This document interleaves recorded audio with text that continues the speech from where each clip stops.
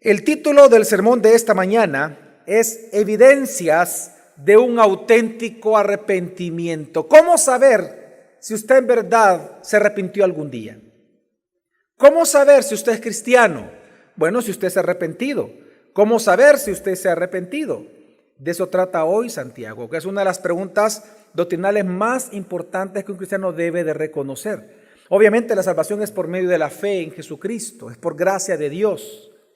Pero recordemos que la evidencia de la salvación es el arrepentimiento, y el arrepentimiento es algo que se tiene que ver. No solamente es algo que se percibe, que se siente, sino es algo que se debe de observar mediante algunas obras específicas, y ese es el gran tema de Santiago hoy. Vamos a leer el texto. Es un texto, miren hermanos, un texto interesante.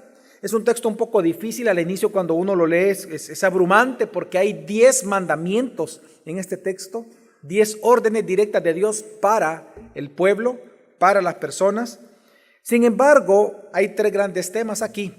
Es un solo tema, perdón, pero hay 3 subtemas aquí interesantes, y vamos a tratar de poderlo estudiar en esta mañana. Santiago capítulo 4, versículo del 6 al 10. Voy a esperar que todos lo tengan. Me interesa que lo leamos, que usted lo ubique. Es un texto, como le digo, interesante. De hecho, de aquí pueden salir perfectamente 3 sermones por las 3 preguntas que responde este texto. Sin embargo, un texto tan pequeño, un texto de mucha gracia para nosotros. Dice Santiago 4 del 6 al 10. Pero Él da mayor gracia. Vuelvo y repito, porque es clave recordar esta frase en todo el sermón. Pero Él da mayor gracia. Por eso dice: Dios resiste a los soberbios, pero da gracia a los humildes. Por tanto, es decir, porque Dios da mayor gracia, someteos a Dios, resistid pues al diablo, y huirá de vosotros. Acercaos a Dios, y Él se acercará a vosotros. Limpiad vuestras manos, pecadores, y vosotros de doble ánimo, purificad vuestros corazones. Afligíos, lamentad, llorad, que vuestra risa se torne en luto y vuestro gozo en tristeza. Humillaos en la presencia del Señor y Él os exaltará. Hermanos, ¿cuál es la necesidad del enfermo? Sanar. ¿Cuál es la necesidad de un esclavo? Ser libre. ¿Cuál es la necesidad entonces del pecador? La gracia del arrepentimiento y del perdón de pecados. Ese es el gran tema de Santiago en este texto. El propósito, hermanos, recordemos un poco del contexto. El propósito de la carta es que los que dicen ser cristianos prueben que su cristianismo es auténtico o no. Algunos, recordemos, en aquel momento a quienes Santiago le escribió originalmente, algunos, en lugar de mostrar una sabiduría celestial, ellos estaban mostrando una sabiduría natural, animal y diabólica. Actos como, por ejemplo, los celos, los pleitos, obras perversas, estoy citando a Santiago, la codicia, envidia y egoísmo, les delataban a ellos que en lugar de ejercer una sabiduría celestial de lo alto, estaban bajo una sabiduría animal, terrenal y diabólica. Sin embargo, en ese contexto es que Santiago ahora viene a anunciar la buena nueva a estos que estaban divididos, a estos que viven en codicia, a estos que tienen envidia y egoísmo. Viene a darle la buena nueva de que Dios da mayor gracia en Jesucristo. Mayor gracia en el texto de Santiago se refiere a la gracia de Dios que te justifica, que te salva, que te santifica y que te glorifica. Por lo tanto, es aquella gracia que Dios otorga a los pecadores indignos, pero que depositan su confianza en su Hijo Jesucristo como Señor y como Salvador. Esta mayor gracia es mayor porque es mayor que el poder de la carne, que el mundo, es mayor que el pecado que te condena a ti. Es mayor. Por lo tanto, así, no importa, hermano, hermana, no importa, amigo y amiga que nos visitas, no importa cuán corrupto tú seas, la gracia redentora de Dios tiene el poder suficiente para salvarte, para santificarte, para preservarte y en el futuro glorificarte en el fin de los tiempos. Hermanos y hermanas, iglesia, gracia sobre gracia. Esta es la gran noticia de Dios para nosotros esta mañana y para todo el mundo. Que Dios siempre tiene más y mayor gracia para los pecadores. Cuando Dios quiere salvar, salva. Cuando Dios quiere santificar, santifica. A quien Dios quiere liberar de Satanás, Él libera. A quien Él quiere acercarse, Dios se acerca. Y a quien Dios quiere exaltar, ¿Dios qué? Exalta. Esta gracia de Dios, hermanos y hermanas, es tan sublime que aunque tú pierdas el derecho a la comunión con Dios por tus pecados diarios, no puedes perder tu derecho a salvación, porque siempre hay mayor gracia. Así que nuestro pecado y tu pecado no puede decepcionar a Dios. Gran noticia esta mañana, tu pecado no puede decepcionar a Dios. Nuestra duda no puede desconcertarlo. Nuestra resistencia a su voluntad no puede detenerlo, pues en Dios siempre hay mayor gracia. Pero Santiago afirma de que Dios desea darte esta mayor gracia de tres formas en este texto. Si tú leíste bien conmigo, hay tres obras de gracia que Dios menciona, que es parte de esta mayor gracia que Él habla. Santiago viene a afirmar de que esta mayor gracia Dios quiere dártela a ti de tres formas o en tres maneras. Número uno, haciendo que Satanás huya de ti. Número dos, Dios quiere acercarse a ti. Y número tres, quiere acercarse para luego exaltarte. Pero es interesante a la vez que esta mayor gracia que Dios quiere darte de estas tres maneras, también Santiago advierte de que esta mayor gracia de Dios demanda, exige de ti una respuesta adecuada a esta gracia. Y la respuesta adecuada a esta gracia es un auténtico arrepentimiento. Un auténtico arrepentimiento. Por eso es que Santiago cita, si nos damos cuenta, después de decir que Dios da mayor gracia, él cita el Antiguo Testamento. Él está citando el Proverbios 3:34 cuando dice Proverbios 3:34. Ciertamente, Él, es decir, Dios, se burla de los burladores, pero da gracia a quienes, hermanos, a los afligidos. Dice, ciertamente Dios se burla de los burladores. ¿Quiénes son los burladores aquí en Proverbios? Bueno, aquellos que se oponen o aquellos que menosprecian el evangelio del antiguo pacto. Dice la Biblia que Dios se burla de los burladores, que Él menosprecia a los que menosprecian su evangelio. Claro, porque el orgullo de los burladores es lo que no les permite a ellos, no les permite recibir ningún beneficio de esa mayor gracia que Dios quiere darles. Así que Dios dice ciertamente, Él se burla de los burladores, pero también dice que Él da gracia a quienes, a los afligidos. ¿Quiénes son los afligidos? Los humildes. Aquellos que, habiendo sido declarados culpables de pecado, se humillan delante de Dios y se someten a su voluntad. Así que, hermanos, ¿por qué Santiago cita este proverbio? Porque el significado de este proverbio siempre ha sido el mismo en todo el judaísmo. Es impresionante. Este proverbio significa de que Dios da gracia para el auxilio del afligido, del que se humilla por sus pecados delante de Dios. Pero la respuesta que Dios demanda al afligido, al que Él auxilia, es que se humilla ante Él para que pueda gozar de la gracia y recibir mayor gracia.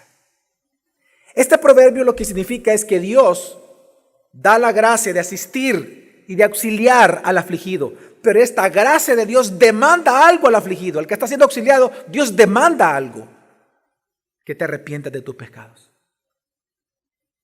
Vete y ¿qué? No peque más. Dios demanda algo a esa gracia que tú recibes.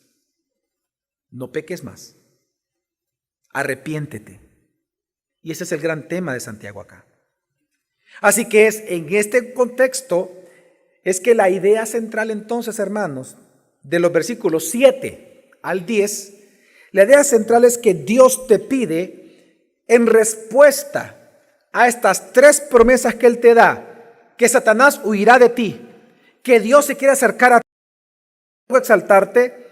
Dios te pide, te exige y te demanda en respuesta a esta mayor gracia que Él te quiere dar, que tú vivas en sumisión, resistencia, comunión, limpieza, purificación, aflicción, lamento, lágrimas, tristeza, humildad. 10 virtudes en estos pocos versículos, 10 virtudes que se convierten a sí mismo en evidencias de un auténtico arrepentimiento. Así que, respetando el texto, este día quiero responder 3 grandes preguntas, que cada una de ellas puede ser 3 grandes sermones. La primera de ellas, que es lo que nos responde el texto, es ¿cómo hacer que Satanás huya de ti? Gran pregunta que Santiago responde. Y yo sé que tú más de alguna vez te has hecho esa pregunta. ¿Cómo hacer que Satanás huya de ti? Segunda pregunta, ¿cómo acercarte a Dios? Y en tercer lugar voy a responder a la pregunta, ¿cómo ser exaltado por Dios? ¿Cómo tus hijos, cómo tu familia, cómo tu esposa, tu esposo puede ser exaltado por Dios? Así que, ¿cómo hacer que Satanás huya de ti? ¿Cómo acercarte a Dios? ¿Cómo tus hijos se pueden acercar a Dios? ¿Cómo tú te puedes acercar a Dios, tu esposa? Y cómo ser exaltado por Dios. Así que vamos a ver la primera pregunta. ¿Cómo hacer que Satanás huya de ti? Que es parte de la mayor gracia que Dios quiere darte cada día. Dice, versículo 7. Por tanto, someteos a Dios. Resistid pues al diablo y huirá de vosotros. Hermanos, amigo, amiga que nos visitas en esta mañana, tú necesitas que el diablo huya de ti. Tú lo necesitas. Pero la gran noticia es que Dios está dispuesto a concederte esa gracia, que Satanás huya de ti, porque tú no lo mereces. Tú no mereces que Satanás huya de ti. Todos nacemos siendo hijos del diablo. Tú no mereces que tu padre se aleje de ti. Pero Dios quiere darte mayor gracia en hacer que Satanás huya de ti. Tú lo necesitas, pero Dios está dispuesto a concederte esa gracia. Y lo sabemos porque incluso Jesús, cuando sus discípulos le preguntaron, enséñanos a orar, Jesús mismo incluyó en la oración del Padre Nuestro, nos dijo que le pidiéramos al Padre, no nos metas en tentación, líbranos del mal, que ahí es el maligno en griego. ¿Líbranos de quién? Del maligno. Satanás, líbranos del diablo. Así que si nosotros consideramos el contexto de la carta de Santiago, entendemos mejor por qué Santiago dice que Satanás debe de huir de ellos.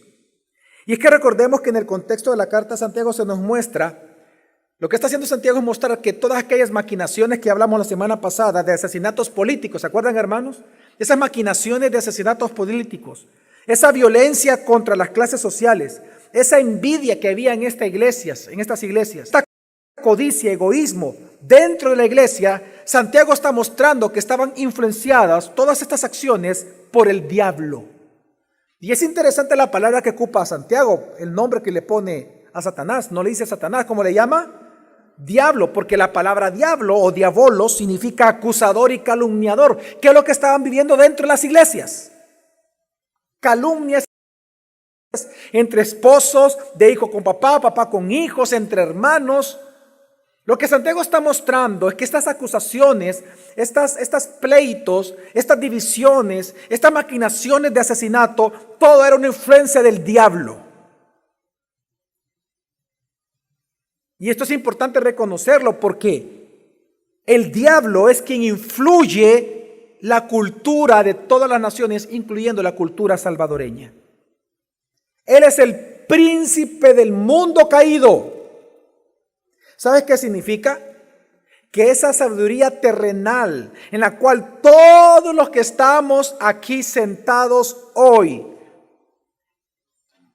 esa sabiduría terrenal en la cual todos nosotros fuimos formados, es diabólica.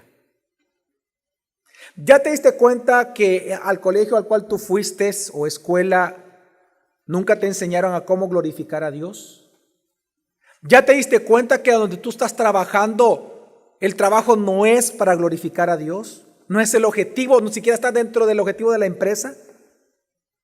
¿Ya te diste cuenta que el sistema de salud salvadoreño lo que quiere es curarte, pero no quiere acercarte a Dios? Quiero que entiendas que la cultura está influenciada por el diablo. La sabiduría en la cual tú creciste, en la cual tú fuiste formado, tradiciones, el día de la cruz, Halloween, el día de la madre, el día del padre, no buscan exaltar a Dios, exaltar al hombre.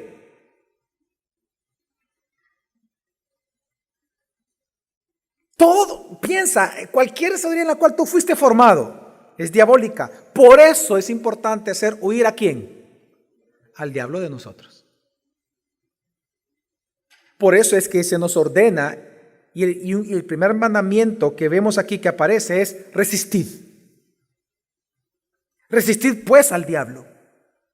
Y es que la palabra resistir significa levantarnos en contra u oponernos. Así que, y lo explico porque para nosotros en español la palabra resistencia parece ser que es una posición pasiva. Resistir, ¿qué sería? La idea. ¿Cuál es la idea de resistir para nosotros en español? Que nosotros tenemos que estar como firmes, ¿sí o no? Firmes, ¿verdad? Y que algo como que nos estuviera empujando, firmes. Ok, en griego eso no es así. Es una acción activa, no es pasiva. Resistir significa levantarnos, o sea, salir de la comodidad, levantarnos en contra, es oponernos, es enfrentar.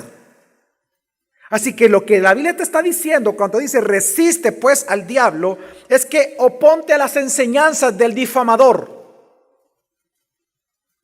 Lucha contra las enseñanzas y ataques que él manda a tus hijos, a tu esposa, a tu esposo y a tu familia. Lucha. Lucha con esa filosofía que tú aprendes en televisión, en los juegos electrónicos, en internet, en la escuela, en el colegio. Lucha. Dios no te está pidiendo que salgas de este mundo. Dios te está pidiendo que ¿qué? Que luches. Que te opongas a la filosofía del diablo. Así que hermanos, no solamente es que tú tienes que orar para que el diablo huya. Claro que tú puedes orar, pero Dios te manda a actuar en oposición a las enseñanzas del diablo. Pero entonces la pregunta es, ¿cómo resistirlo? Y él da la respuesta. Someteos pues ¿a quién? A Dios. Y esa es la respuesta. Someteos a Dios. La palabra someterse, que es una palabra que las mujeres la conocen bien porque aparece desde Génesis.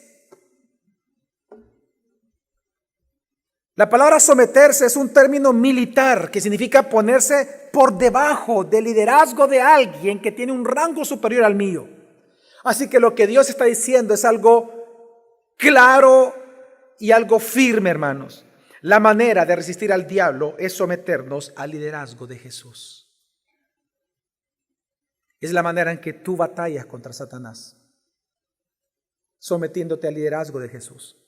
Someterse a Jesús significa asumir el compromiso de obedecerle. Someterse a Jesús es asumir el compromiso a obedecerle, pero también es asumir la obediencia para que su liderazgo sea honrado. Por eso es que a las mujeres se les pide que deben de someterse ¿a quién? ¿A quién, hermanas? A su marido. Y si usted no está casada, ¿sabe a quién? A su padre. a su papá. Obviamente también a la mamá. Pero lo que estamos hablando acá es que, ¿qué es el sometimiento de una mujer al esposo? Es simplemente que la mujer se vuelve ayuda idónea del liderazgo de su marido, del liderazgo de su marido. Someterse a Cristo es asumir el compromiso de obedecerle para que su liderazgo sea honrado. Y es que, hermanos, que así como nosotros vemos que la esencia de la incredulidad es el no sometimiento a su palabra, ¿no ha notado usted eso? Que los incrédulos son los que no se someten a su palabra.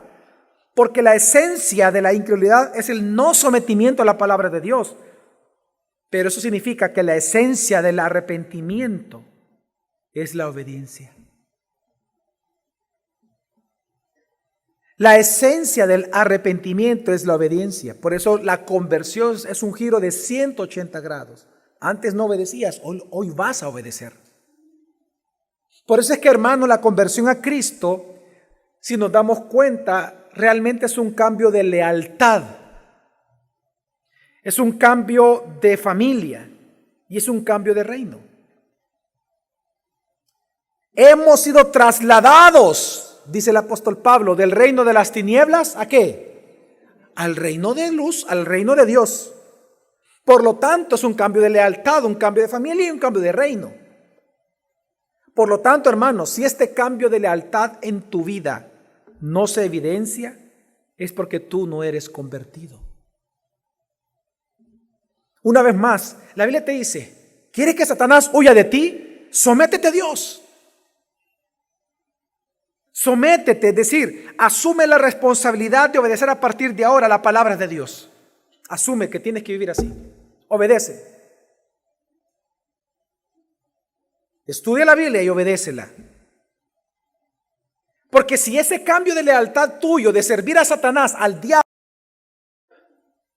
no le sirves a Jesús, entonces tú no puedes decir que eres creyente verdadero.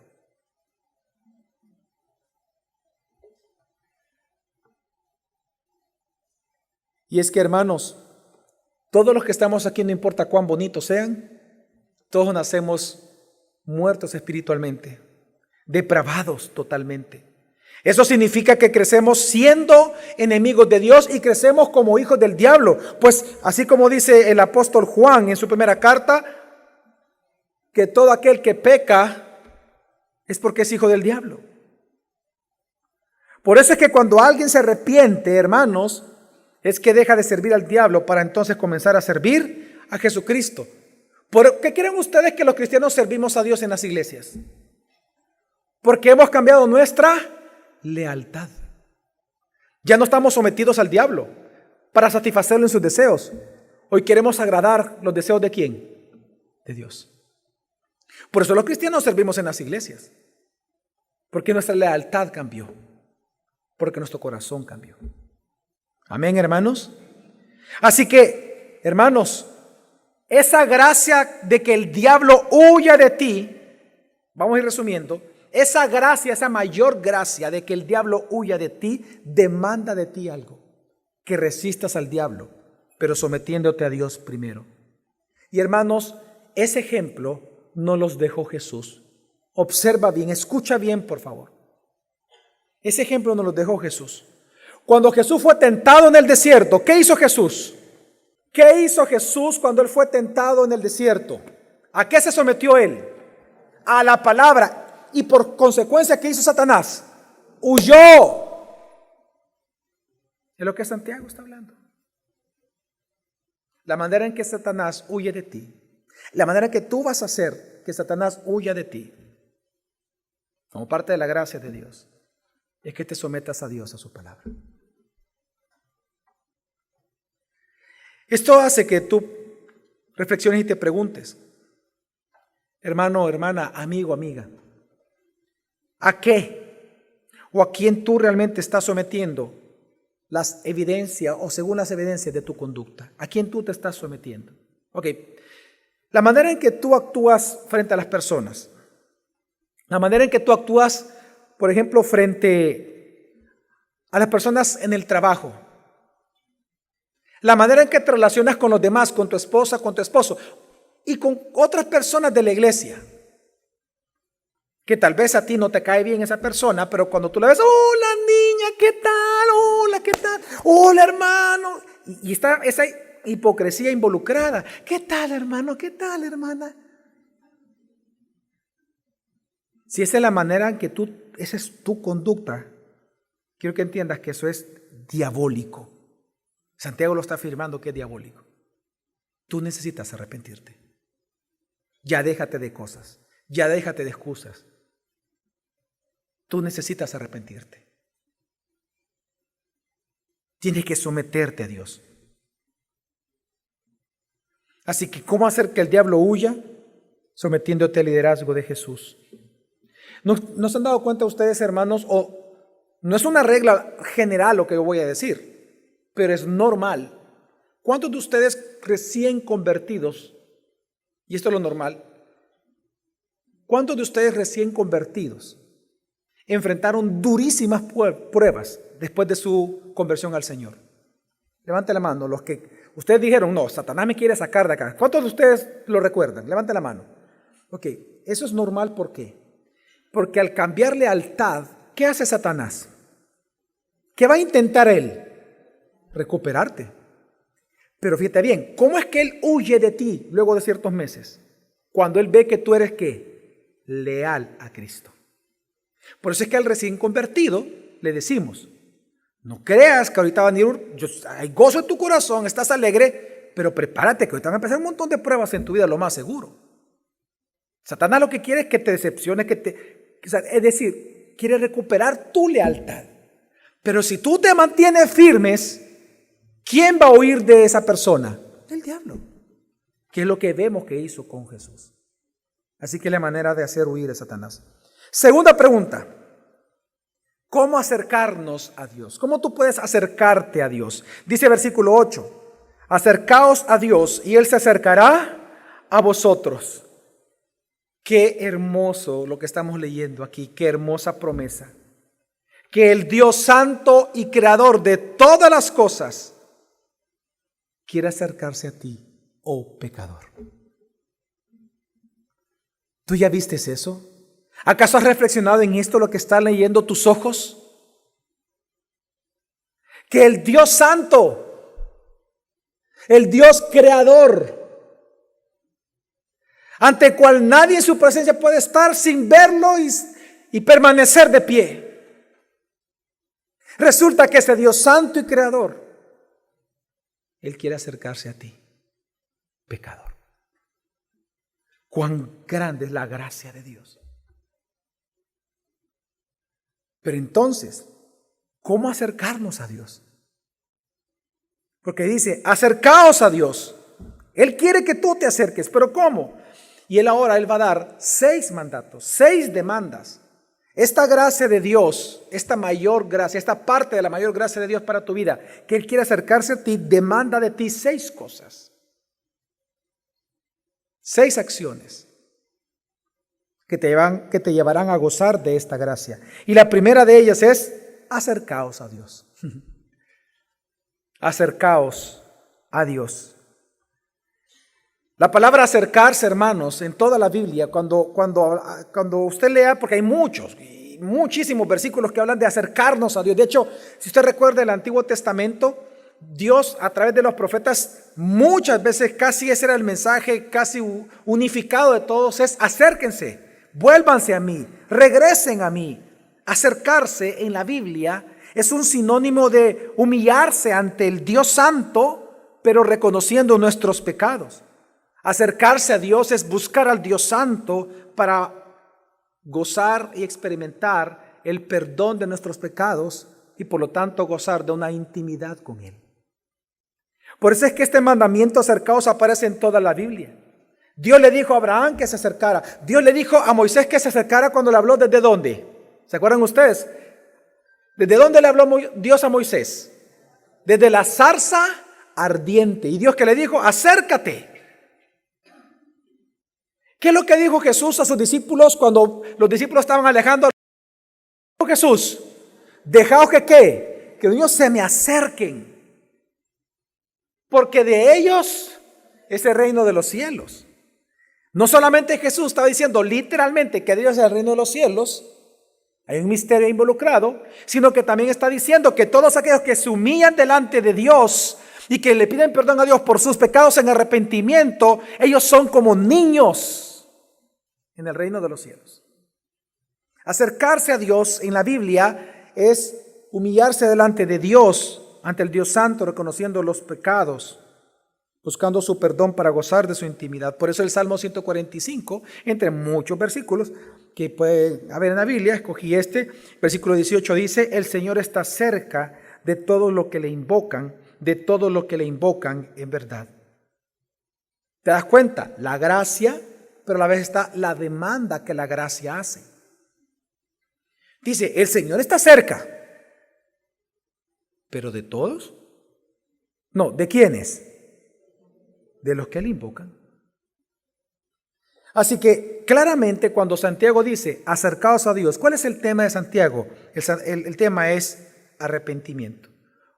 Cuando él dice acercaos a Dios, y usted lo puede apuntar ahí mismo en la Biblia o ahí mismo en las notas, cuando él dice acercaos a Dios, perfectamente usted podría leer ahí arrepentirse, arrepiéntanse delante de Dios. Porque teológicamente es el significado de esta frase acercarse, es arrepiéntete. Por eso es que vienen los otros mandamientos, todos tienen que ver con arrepentimiento.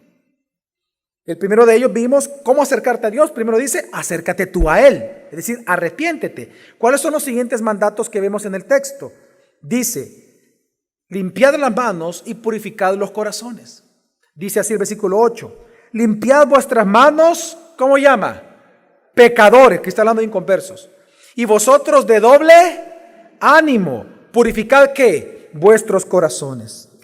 Así que hermanos, nosotros debemos de recordar que para entrar al lugar santísimo, los sacerdotes del Antiguo Testamento tenían que limpiar sus manos, pero también purificar sus corazones. ¿Para no qué? Para no, porque si ellos entraban sin eso, ¿qué pasaba dentro? Ahí, morían. Para no morir, ellos tenían que limpiar sus manos y purificarse para no morir. De igual manera, hoy Dios nos pide para acercarnos a Él, es decir, para arrepentirnos. Él quiere que nos arrepintamos, que nos acerquemos a Él con manos limpias y corazones puros. Hermanos, las manos limpias se refiere a las obras del ser humano, a tus obras. Eso lo enseña toda la Biblia. Es un sinónimo para hablar de tus obras. Y cuando él habla de purificar tus corazones, se refiere a la parte más profunda del ser, es decir, donde están tus pensamientos, tu voluntad y tus emociones. Estas son las evidencias de un verdadero arrepentimiento. Lo primero se refiere a las obras de tus manos, a las obras. Y lo segundo, es decir, el corazón, se refiere a los pensamientos, voluntad y emociones. Hay muchísimos textos para entender esto, pero hay uno que es muy claro, que está en el mismo sentido teológico que lo que Santiago está hablando acá, que es el Salmo 24. El Salmo 24, versículo 3 al 4 dice, fíjese bien cómo comienza. ¿Quién puede subir al monte del Señor? En otras palabras, ¿quién puede acercarse a Dios? Es lo mismo que preguntarse, ¿quién puede acercarse a Dios? El salmista lo está preguntando aquí literalmente. ¿Quién puede acercarse a Dios? ¿Quién puede subir al monte del Señor? Es más, ¿quién puede estar en su lugar qué? Santo. Solamente los de manos limpias y corazón puro. ¿Quiénes son estos? Y luego él explica, pone el ejemplo. Los que no adoran, eso es del corazón. Luego dice, ¿y los que no qué? Mienten, acciones, manos. Entonces, cuando tanto el Antiguo Testamento y Santiago ocupan la figura de las manos y el corazón, el llamado es a ser justos. El llamamiento es a que tú seas una persona justa delante de Dios. Que tú seas, es un llamado a que los pecadores y los de doble ánimo vengan a ser justos. Ahora, las personas de doble ánimo aquí en Santiago es interesante, porque los de doble ánimo son aquellas personas que son amigos del mundo, pero a la vez buscan ser amigos de Dios. ¿Quiénes son los de doble ánimo en una iglesia? Bueno, aquellos que buscan vivir el reino de Dios sin querer tomar ninguna decisión sin nunca querer elegir o nunca elegir entre la Biblia y la cultura, entre Dios y el mundo. Ellos quieren vivir así, sin elegir entre Dios y la cultura. Ellos quieren hacer lo que ellos quieren. Esto, hermanos, es oponerse a Dios. Por lo tanto, por eso es importante, es necesario purificar el corazón. Así que, ¿qué es lo que Dios está pidiendo? Que te acerques a Él. Pero ¿cómo hay que acercarse a Él? Justificado, siendo justo, manos limpias y corazón ¿qué? Puro. Esta es la gran noticia. Pero aquí hay también esta gran noticia también implica una realidad. Que nadie en este cuarto, nadie en este salón, y no hay persona en el mundo que por sí mismo pueda limpiar sus manos y purificar su propio corazón, a menos que crea en Jesús y en la obra redentora de Él en la cruz. Porque el único que puede justificarte es nuestro Dios redentor. Por eso es que en Hebreos, hablando de ese mismo tema, exactamente el mismo, en Hebreos 9, 13 al 14 hace una comparación entre la obra del antiguo pacto y la obra de Jesucristo. Y dice: es cierto que la sangre de los chivos y de los toros y las cenizas de la novilla se esparcían sobre los que no estaban limpios y los limpiaba ¿por dónde? Es decir, mire, aquí el autor de Hebreos dice, miren, el ritual de purificación en el antiguo pacto funcionaba. Claro, Dios dijo que así tenía que ser y lo que Dios dice es bueno. Todos aquellos que venían con la sangre ya rociada, funcionaba, sus pecados eran perdonados y quedaba justificado, pero interna o externamente, externamente, su corazón nunca era cambiado. Pero entonces viene haciendo una comparación, dice el 14, pero si esto es así, cuanto más la sangre de Cristo, el cual por el Espíritu eterno se ofreció a sí mismo sin mancha a Dios, purificará vuestra conciencia ¿de qué? De obras muertas, para ahora servir al Dios vivo. Así que Santiago, ¿qué está haciendo en este texto, hermano? Santiago está haciendo un llamado a una conversión radical cuando él dice: limpiad las manos pecadores, purificad vuestros corazones los de doble ánimo. Es un llamado al arrepentimiento, a la conversión radical delante del Señor. El gran predicador evangelista George Whitefield, en el siglo XVIII, acerca de este pasaje de Santiago, él escribió y él dijo: cada hombre por su propia naturaleza aborrece a Dios, pero cuando se vuelve a Dios por medio de un arrepentimiento evangélico, es decir, auténtico, cambia su voluntad. Entonces su conciencia, ahora endurecida y embotada, será vivificada y debilitada. Su duro corazón será ablandado y sus rebeldes afecciones serán crucificadas. Así, por ese arrepentimiento, toda alma cambiará. Tendrá nuevas inclinaciones, nuevos deseos y nuevos hábitos. Wow, tremendo, ¿no? Eso me hace preguntarte a ti: ¿bajo qué criterios o principios tú vives cada día? Le voy a dar un ejemplo. Estaba observando esta semana un caso de un matrimonio. Ahí estaba mi hija y estábamos nosotros viendo ese caso en televisión, de un matrimonio que miraba como normal el pegarse. Ellos tenían 15 años de casados y por 15 años ellos se golpeaban y era parejo. Él la dejaba moreteada a ella y ella lo dejaba a él moreteado. Y cuando se les preguntaba a ellos por qué lo hacían, ambos se defendían diciendo: no, es que para nosotros es normal. Por eso te pregunto, ¿bajo qué criterios tú vives? ¿Bajo los de la cultura? ¿Bajo los del mundo? ¿O los de Dios? Porque según lo que dice Santiago, la gracia de que Dios se acerque a ti y tú a Él significa que tus afecciones sean transformadas. Tus deseos sean transformados. No es que tengas malos deseos, no, es que son transformados en el sentido que ahora tienes deseos superiores por Cristo. Pero si tú en tu corazón todo el tiempo estás chismeando, siendo hipócrita, aborreciendo y mostrando la cara que, hola hermano, hola hermana, etcétera, etcétera, necesitas un verdadero arrepentimiento.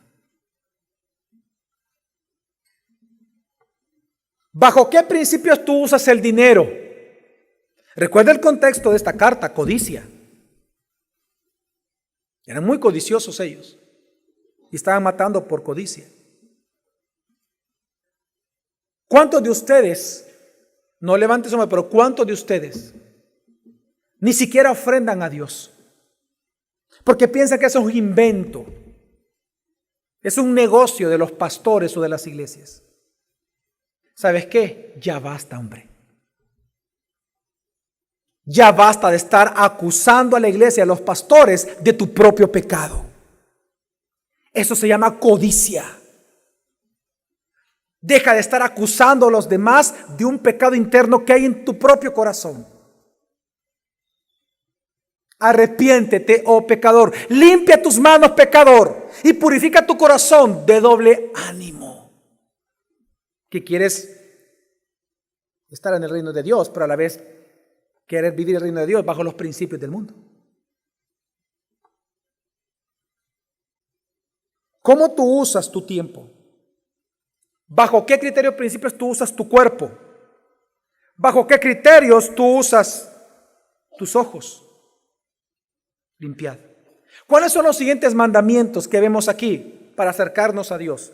Todo tiene que ver con el arrepentimiento. Los siguientes son: afligíos, lamentad, llorad. Versículo 9 dice: afligíos, lamentad y llorad. Hermanos, aunque las tres palabras son distintas, en conjunto es un lenguaje profético. Si se dan cuenta, en el versículo anterior era un lenguaje sacerdotal. En este caso es un lenguaje profético. El sentido de estas tres palabras, afligíos, lamentad y llorad, el sentido es el siguiente: si Cristo Jesús está pronto a venir por segunda vez y con Él vienen los juicios, entonces todos los que estamos aquí debemos devolvernos a Dios.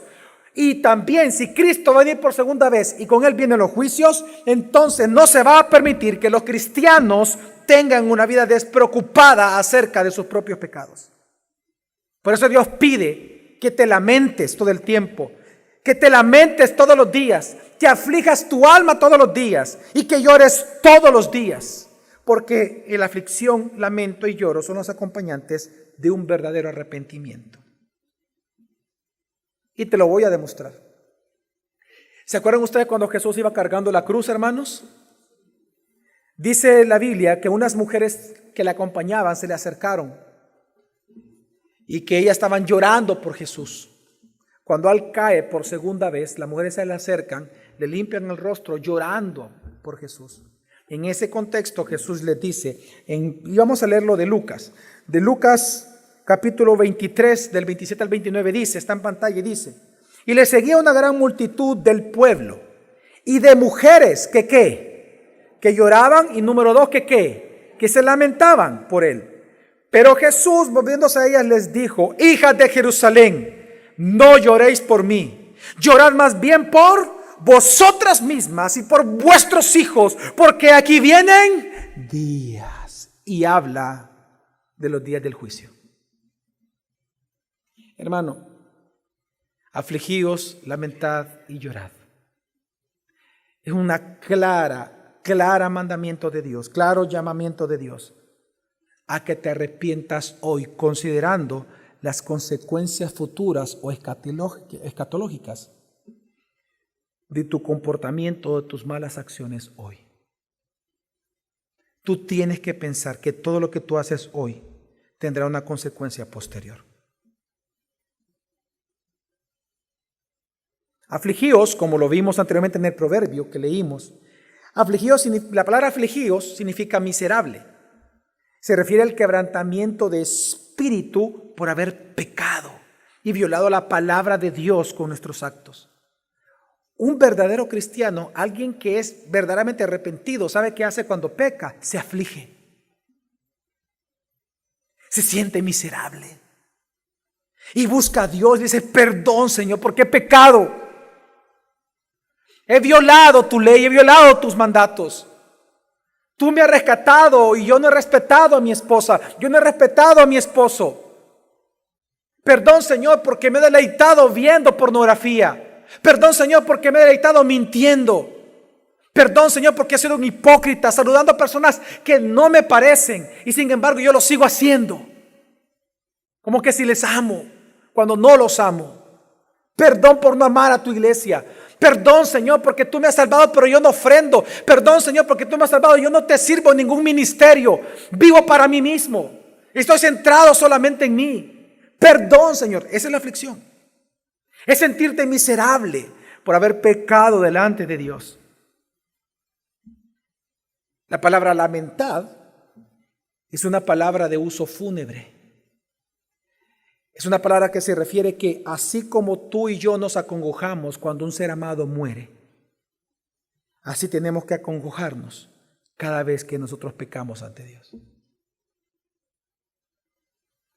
Y la palabra llorad simplemente es la manifestación externa de afligirse y lamentarse.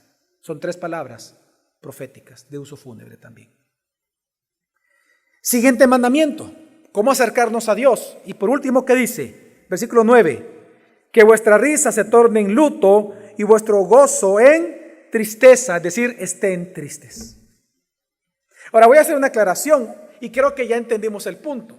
El punto no es que Dios quiere que tú seas una persona triste, ¿ok? Que tú tienes que ser triste, que tienes que tener cara larga todo el día, no. Dios quiere que tú todos los días te arrepientas, confieses tus pecados. Esa es la evidencia de que te has arrepentido de verdad, que tú los confiesas a Él. Este versículo, cuando dice que vuestra risa se convierta en luto y vuestro gozo en tristeza, es un llamado a angustiarte.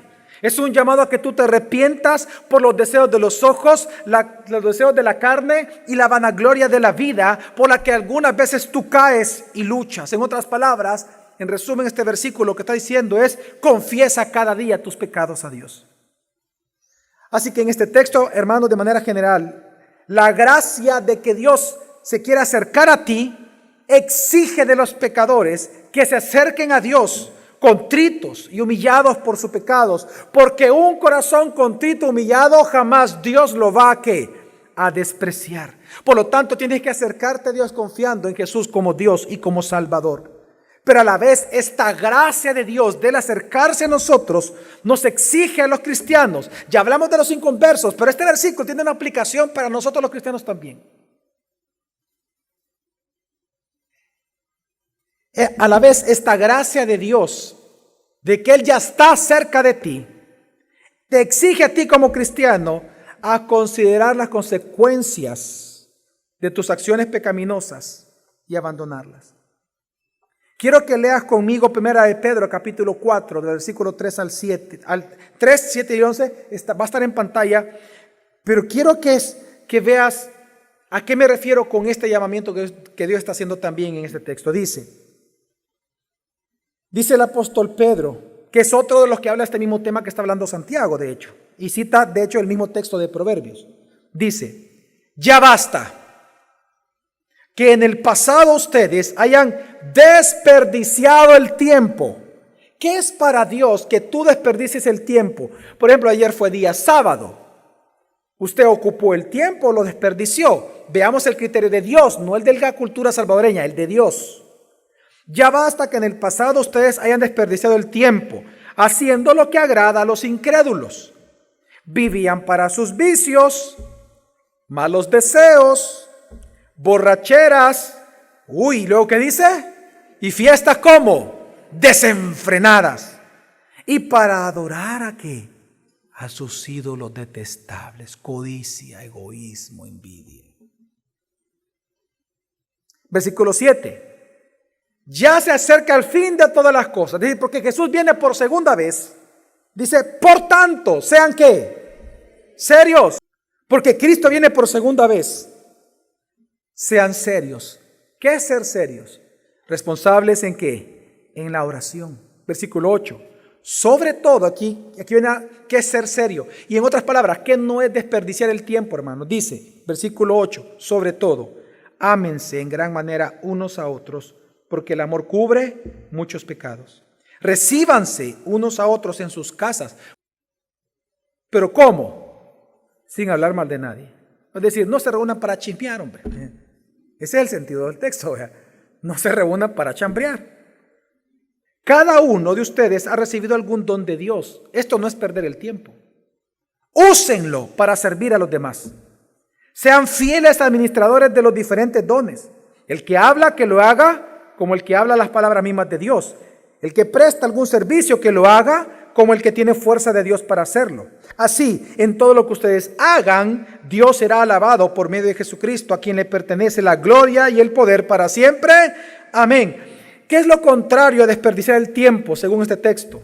Es servir a Dios. ¿Qué es lo contrario a desperdiciar el tiempo? Servir a Dios. ¿Cuántos de ustedes no le sirven a Dios en los ministerios de la iglesia? Hermano, todos los que estamos aquí somos siervos de Dios. Todos somos siervos de Dios. Pero tú puedes ser o un siervo malo y negligente o un siervo ¿qué? Bueno. Como tú eres. Y por último, la última pregunta. ¿Cómo ser exaltado por Dios? Versículo 10, el último mandamiento. Humillaos en la presencia del Señor y Él os exaltará. ¿Cómo ser exaltado por Dios? Humíllate en la presencia de Dios. Una vez más, humillarse en la presencia de Dios es adoptar la postura de una total dependencia de Jesucristo. Hermanos, así como la esencia de la soberbia humana es una vida independiente, la esencia de la humildad es una vida consagrada a Dios. ¿Cuándo fue? Y aquí le pregunto a todos de verdad, hermanos. ¿Cuándo fue el día que tú consagraste tu vida al Señor? ¿Tú acaso recuerdas ese glorioso día? Y si no lo sabes, porque quizás nunca lo hiciste. ¿Cuándo fue el día que tú consagraste tu cuerpo para Dios? Tu mente, tus manos. Que tú dices, Señor, estas manos las consagro para ti. Este cuerpo lo consagro para ti. Esta boca la consagro para ti. Estos oídos, estos ojos, los consagro para ti. ¿Por qué creen ustedes que en el antiguo pacto, el sumo sacerdote, ¿dónde tiene que él rociarse la sangre? ¿Las manos?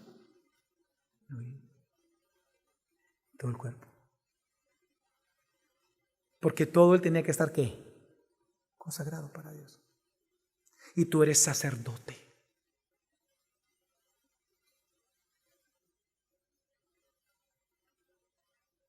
¿Cuándo fue que tú consagraste tu profesión a Dios? ¿O no te has puesto a pensar que tu profesión es para Dios? ¿Cuándo fue el día que usted consagró su dinero, su salario? Eso nunca se olvida. ¿Cuándo fue que tú consagraste tu dinero a Dios? Tus empresas, empresarios. ¿O tú crees que son tuyas? No, es que yo me he fajado, que no, yo he sudado, yo la he levantado. No, hermano, no se exalte usted mismo, hombre. Ya déjese de cosas, hombre. ¿Quién le dio las fuerzas para hacer el pisto, hombre? Dígame usted qué dice la Biblia. ¿Quién le dio las fuerzas? Así que no se jacten. Por eso le pregunto.